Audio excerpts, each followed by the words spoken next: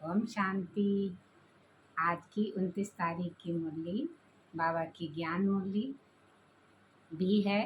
सुनाने से पहले आपको बता रहे हैं, आज है नाग पंचमी।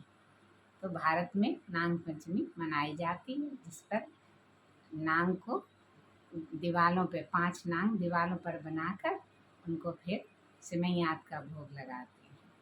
ये नाग पंचमी इसी समय जब हम सोमवार का व्रत रखते हैं, एक तरफ सोमवार का व्रत रखते हैं, सावन में चारों तरफ हरियाली है और त्योहार है।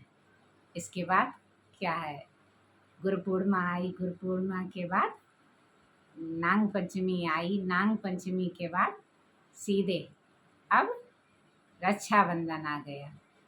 अब रक्षाबंधन क्यों, और उसके बाद भी जन्माष्टमी आ गई, हो गया ना जन्म। फिर हम अपने त्योहारों को ही किस आधार पर देखो, पहले जो आया तो गुरु यानी विशेष गुरुदेवा महेश्वर परमात्मा, जिसने इस समय सतगुरु का पाठ बजाया, वो हमारा गुरु पूर्णिमा हो गई।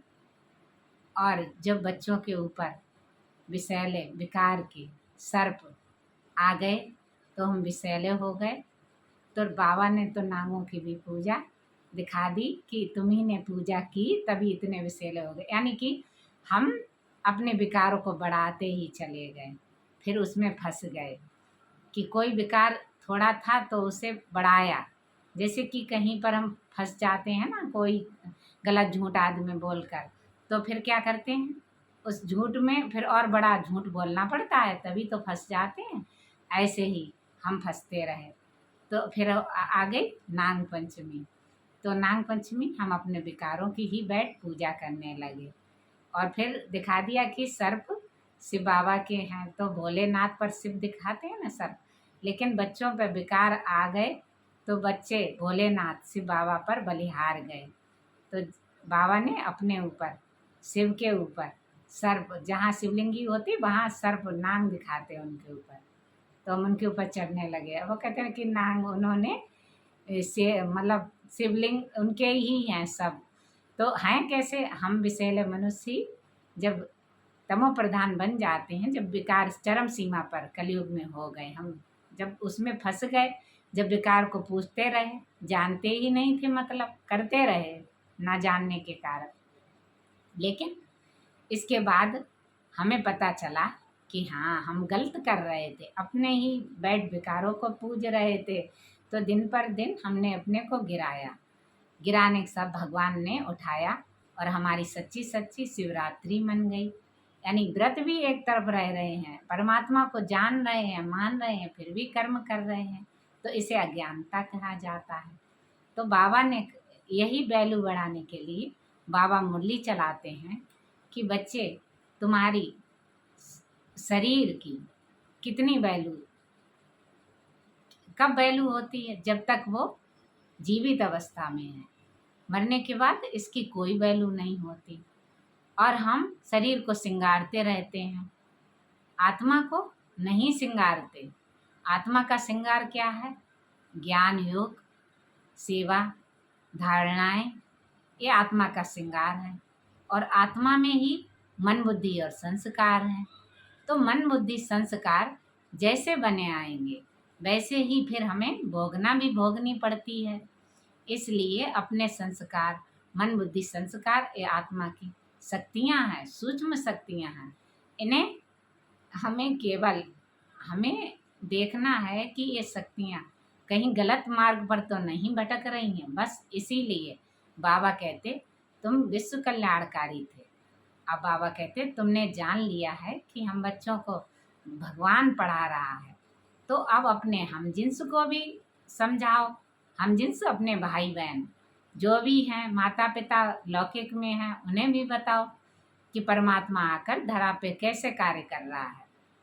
तो ऐसे ही बाबा कहते हैं कि तुम सब मालियों का कर्तव्य है अच्छे अच्छे फूलों का बगीचा लगाना। अर्थात भगवान कहना चाहते हैं सेंटर खोलो, अच्छे अच्छे खुशबूदार फूल लाओ, बच्चे निकालो।